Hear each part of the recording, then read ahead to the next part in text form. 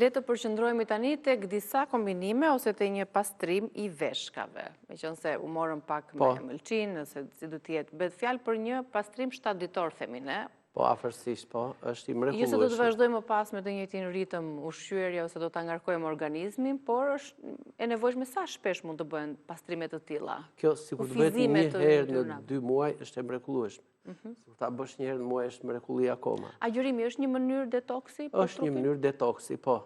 Ose një mënyrë ushqyerje shumë e mirë që neve japim kohë trupit edhe të bëjë një detoks është kjo, të ushqehemi në mëngjes mirë për shembull. Ham drekën nga ora 4-5 e pasdites, edhe gjatë kësaj periudhe thjesht mund të pish nga këto lëngjet kështu detoks dhe të mos konsumosh darkë asnjëherë.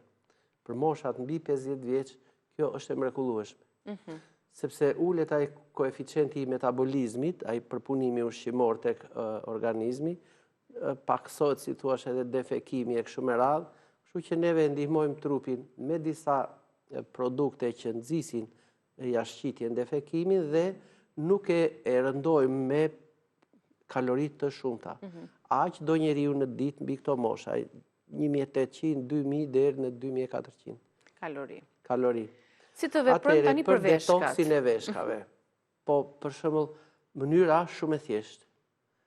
Thjesht me çaj me bishta qershie, mund të konsumojmë edhe 200 gram qershi në ditë, që është e mjaftueshme. Janë tani të sezonit, kështu që mos të mendojmë se marrim shumë sheqer, për shembull, 200 gram do thotë njeriu sa janë, jo.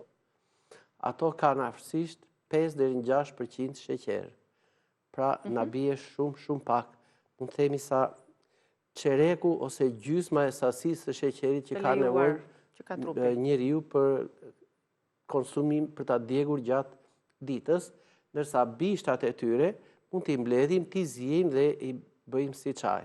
Ose bashkojmë hithrat për shembull, një dorë me hithra, një lugë gjelle bishta qershie, mund t'i zijim mirë 2 minuta, 3, dhe këtë çajin e pijmë gjatë ditës, për shembull 2 deri në 3 gota. Pra është një detoks i veshkës që harrihet lehtë, por nuk përjashtohet mundësia që nëse bëjmë për shembull, le të themi një përzierje moll, panxar, ose ajo rrepa e bardhë që në këtë periudhë është e fuqishme për organizmin,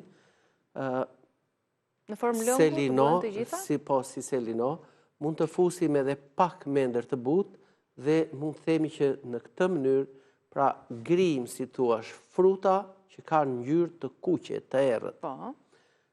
Siç është edhe ajo rrënja e panxarit të kuq ose kështu. Shtojmë këtë selinon dhe majdanozin, dega, kërcej të cilat neve i grim, shtojmë 2-3 fije mendër të butë, kemi përgatitur për shembull me këto lëngjet e frutave kështu, 1 gjysmë litër le të themi. Mund t'i shtojmë edhe pak ujë. Dhe këtu me të vërtet kemi kështu bomba për detoksifikimin e organizmit. Janë të fuqishme sepse këto substancat me ngjyrë të kuqe janë me vërtet të pasura me flavonoide të shumta që pastrojnë organizmin.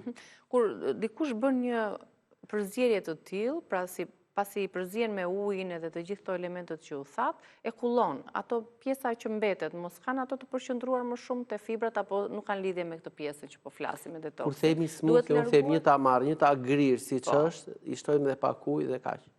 Është e mjaftueshme. Nuk do ta kullojmë, nuk kullohet të pjesë lëng. Nuk është se po t'i vëm piksynim vetes, që unë këtë tamar do ta ruaj në frigorifer dhe do mundohem që t'ja heq këto, sepse ato mund të më krijojnë procese të tjera fermentimi, atëherë mund të bëhet. Por kur kjo është në çast, do të konsumojë gjithë fibrat dhe fijet. Ashtu siç është ajo. Ashtu si kundër është e grirë dhe konsumohet pa u kulluar fare.